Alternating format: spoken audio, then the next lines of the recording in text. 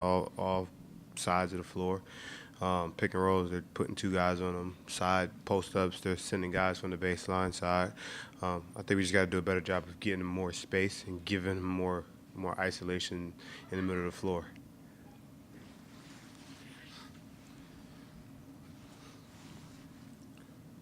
Kyle Rajeski from ESPN 990. A year ago, similar position. How much confidence does that give you that you can do this? You can turn this thing around in Game 3 of the series and get it going the other way? I mean, they did what they were supposed to do on their home floor. We got to go home and protect our home floor. For us to win the series, yeah, we got to win one here. But right now, we have to focus on Game 3, going back home, protecting our home court. Last year is last year. That doesn't matter. But this year, we have to, go there, protect home court, and take it game by game and possession by possession. Right now, they're out to a 2-0 lead, but we got to go home and try to flip the script on them. Is there a sense to try to get away from cliches and not being able to, that it's a must-win game, that you can't go down 0-3, that you guys got to throw everything at them? We feel like every game is a must-win game, and to throw out, it's no cliche, but we want to win every single game, and being down 0-2, we've been in this position before, unfortunately, but we have to go home, protect our home floor, and go from there, and prepare for Game 3, like we prepared.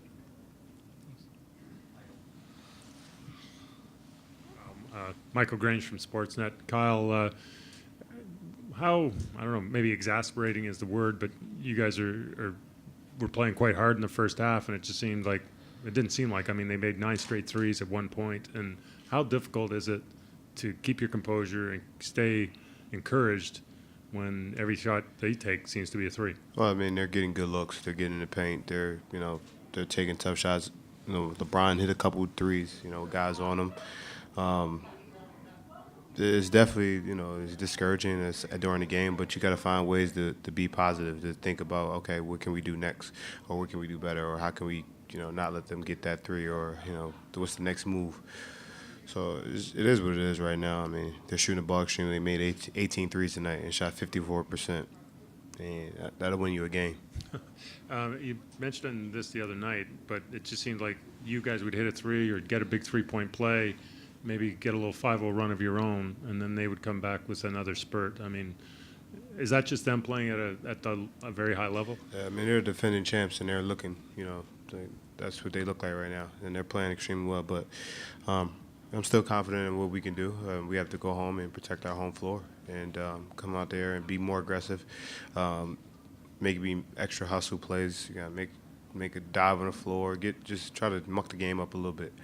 Sorry, if you want one follow-up. On the injury, I guess because it's your ankle. You knew it was your ankle right away, but from a distance it looked like your knee. How close was it to being a really scary injury? I don't know. I didn't see the replay. I know what happened. It was kind of scary, but it's painful, but I'm not going to complain about it. I'm going to get treatment, and I'm going to get ready to play in Game 3. Thank you. Kyle Kenny wrote at WHBC. Offensively or defensively, must you guys make more adjustments? Which one right now, in your mind, is hurting you guys more? I think both. Offensively, we're not getting our best, our best scorer. Open looks. He's not getting any open shots. He had 5 points tonight on 2 of 11. We got to get him open looks. We got to find ways to get him some good looks, some good shots. We got to shoot better from 3, 5 for 17. Not going to beat this team, but defensively we got to find ways to make the extra play. Find ways to get more stops. We're not getting stops. We're getting 1 or 2 stops in a row. They call a timeout and they score 3 times in a row. We got to consistently get better at getting 5, 6, 7 stops in a row. Any suggestions defensively on LeBron after what he's done the first 2 games that you might make to your teammates or even the coaching staff? The guy is 4 for 6 from 3 tonight. He did miss 6 free throws. But he's playing unbelievable right now. He's playing like LeBron James. We got to find ways to keep him in front of us. And, he keeps making these threes, then they're a tough team to beat. He's a tough player to stop when he's making threes like that. I mean, he's getting layups, he's getting and ones. We just got to figure it out. We got to figure out ways to not let him beat us, which is easier said than done.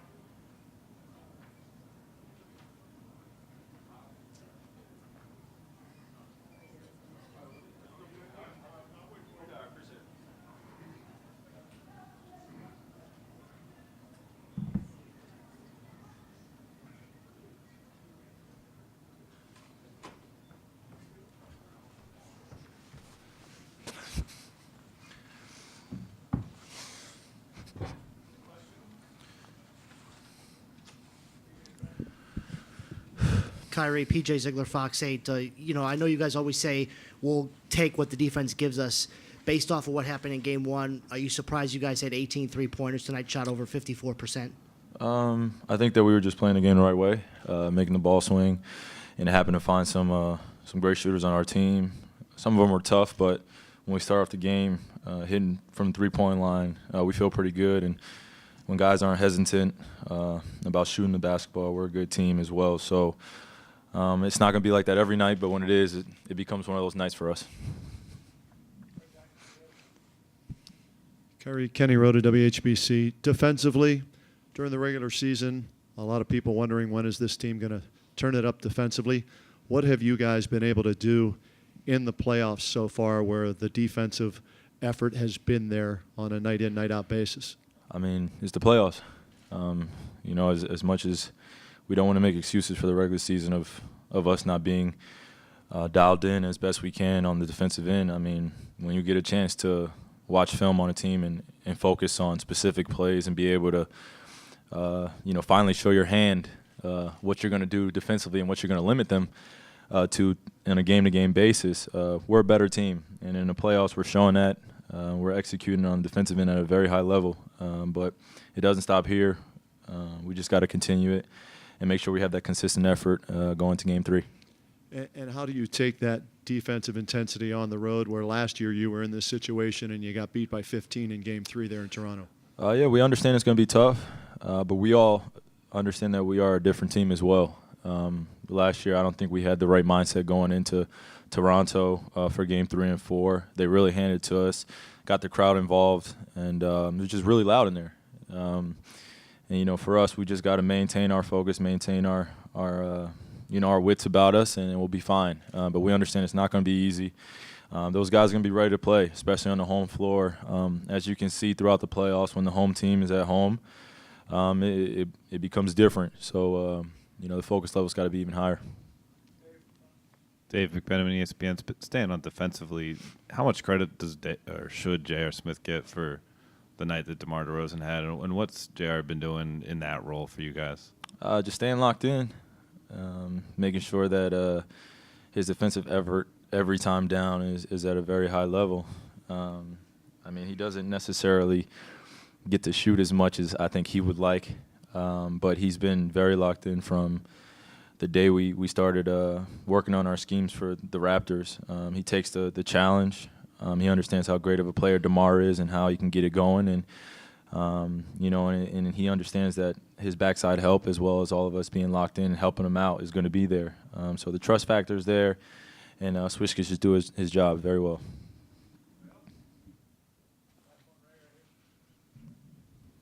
Kyrie, Ray Jaski from ESPN 990. Wondering about ball movement. It seems like everybody was making the extra pass tonight. You had 11 assists, second consecutive game, your highest playoff total ever. Was that something that was really communicated about and practiced over and over again last week, or is it just the moment summoning that out of you guys that you're just looking for the best play? When we're playing at a high pace, a consistent pace throughout the quarter, but when we become stagnant, we're a different team, and we're playing at a high pace and high energy. The ball seems to hop, and it finds the open shooter every single time. The selflessness just starts to go throughout the team, and we all start to feel really good. But when myself and Bron, when we're attacking consistently down every single time down, putting pressure on the defense, we're going to get our teammates open shots. And if the defense doesn't respect us collapsing them all in, then we're going to score. So we just play the game the right way, and we try to do that on a consistent level. All right, thanks, Kyrie. Thanks, Yes, sir. everybody.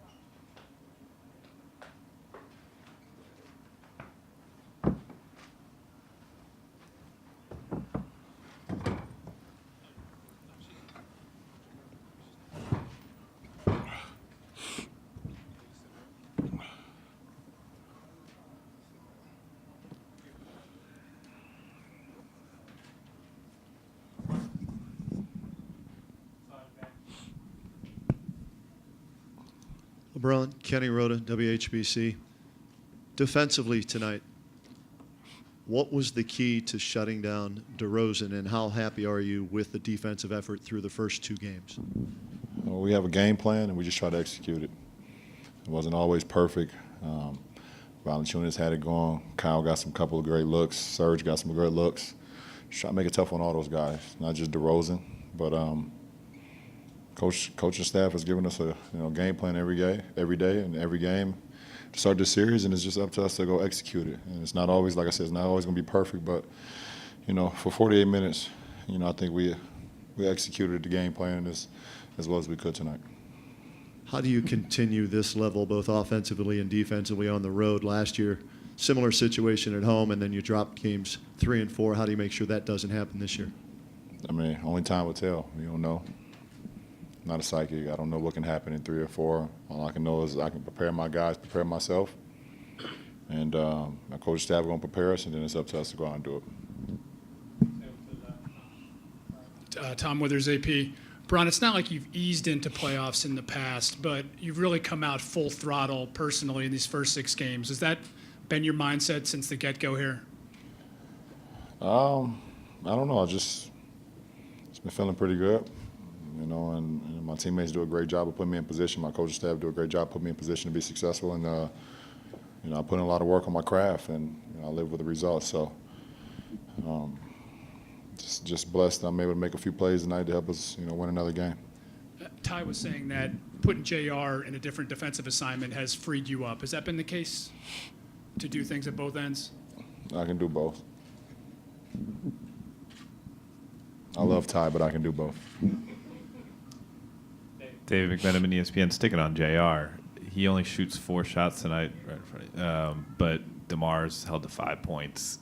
How much has he been able to affect this start to the playoffs for you, the way he's played defense? Well, he's given the assignment. Coach Lou challenged him, given the assignment on Paul George in the first round, now on DeMar, 2 of the best 2 guards that we have, especially in the Eastern Conference, if not the whole league.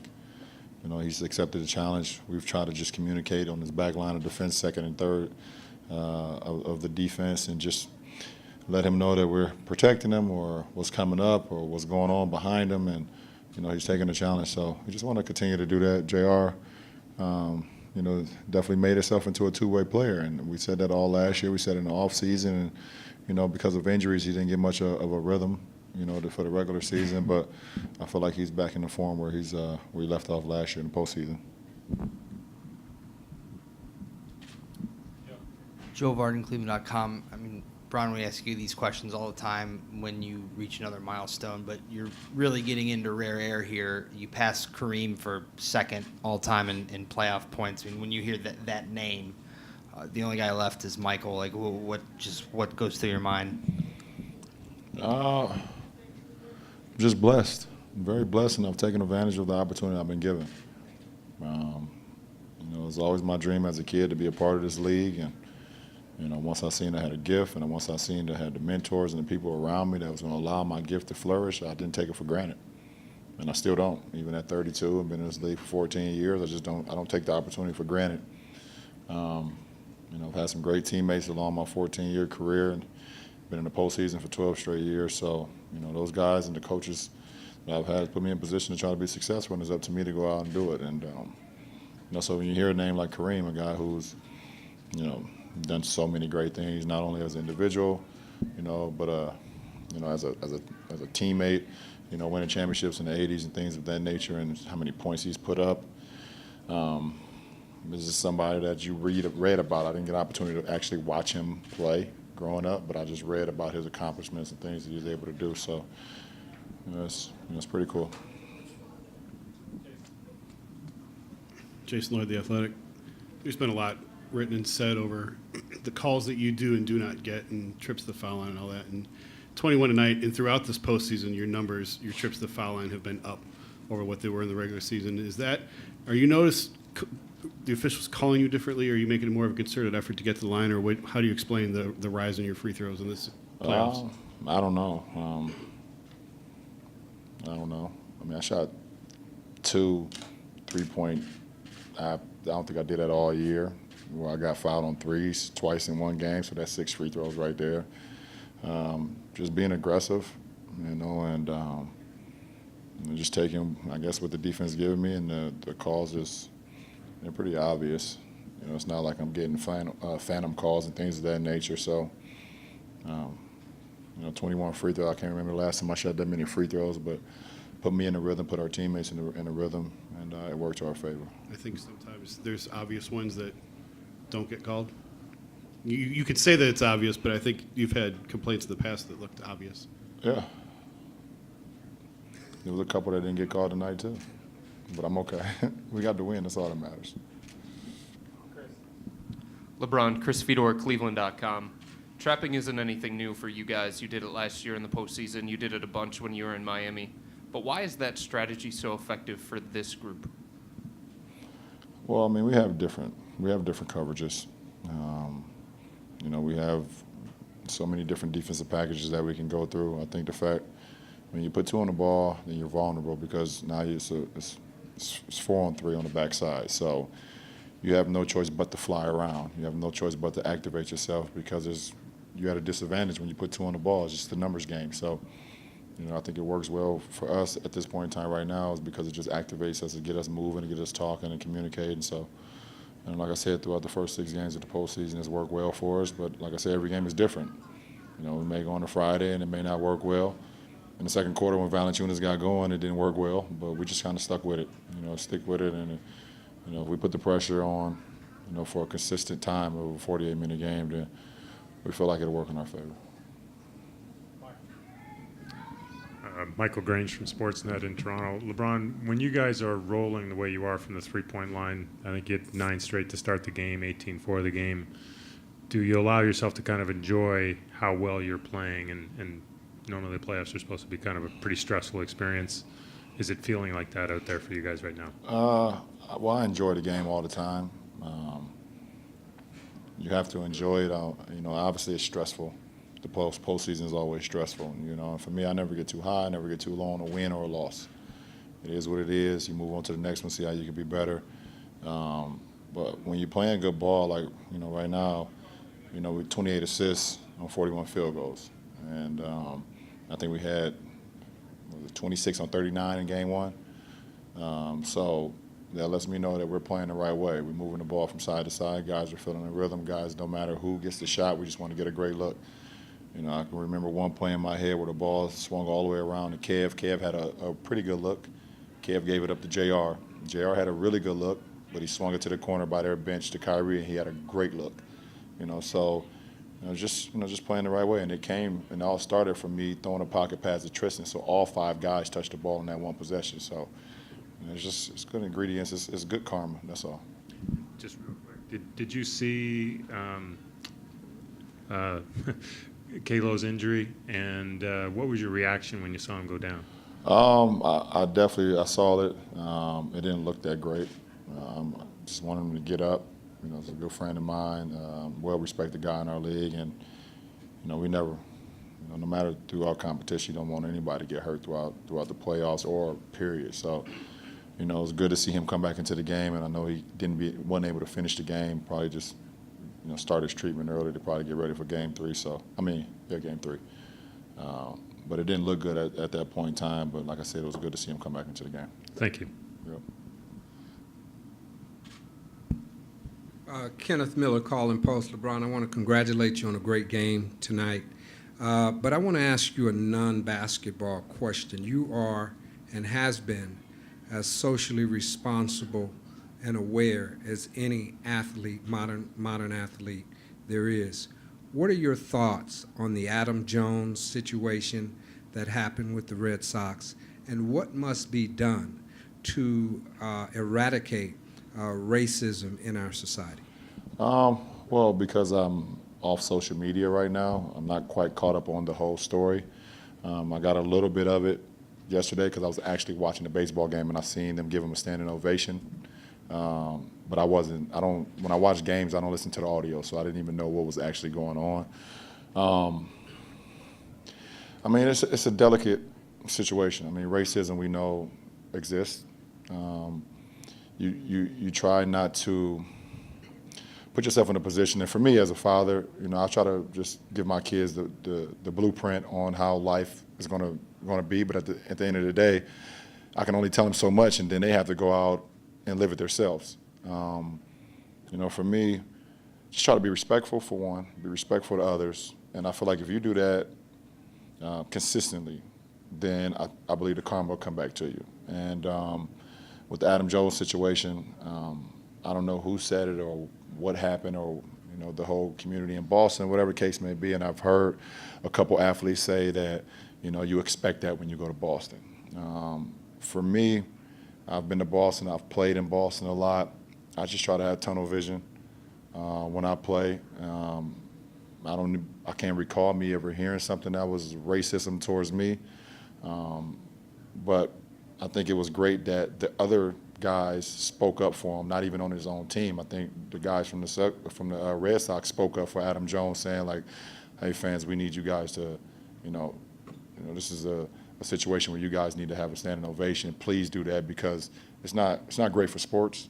It's not great for society."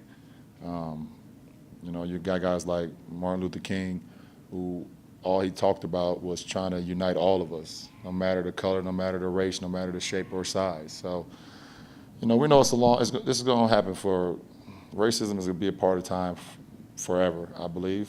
But I think for us, the people that have opportunities to have a voice and people that have an opportunity to have some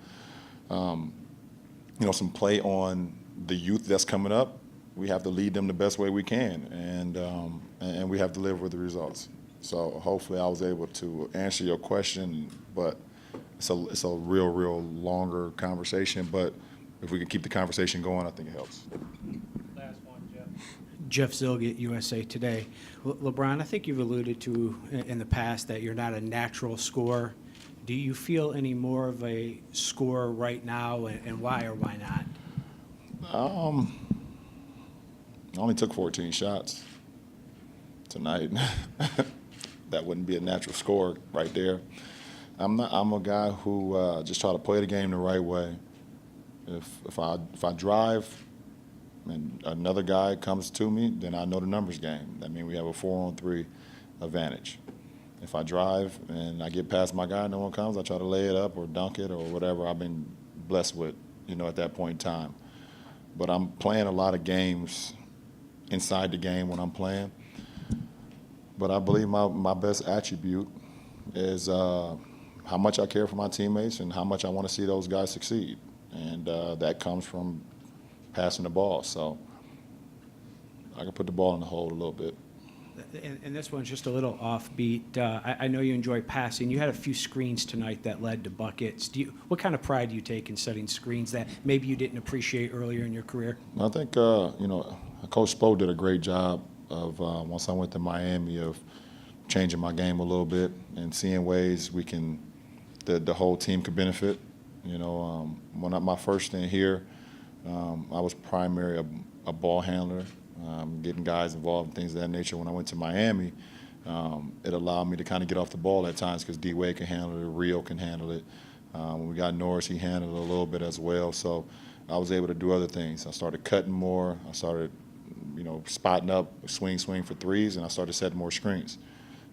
It's just another. You got to be willing to not only sprint into screens, but also set a good one. And you don't always get the ball, but that's not what it's about. It's about getting your teammates open, and if they can get a good one, like D. Will was able to get, in the second quarter, where he got a pull-up jumper, easy, off my screen, then I'm all for it. So I'm also taking charges too. You see, it's pretty cool.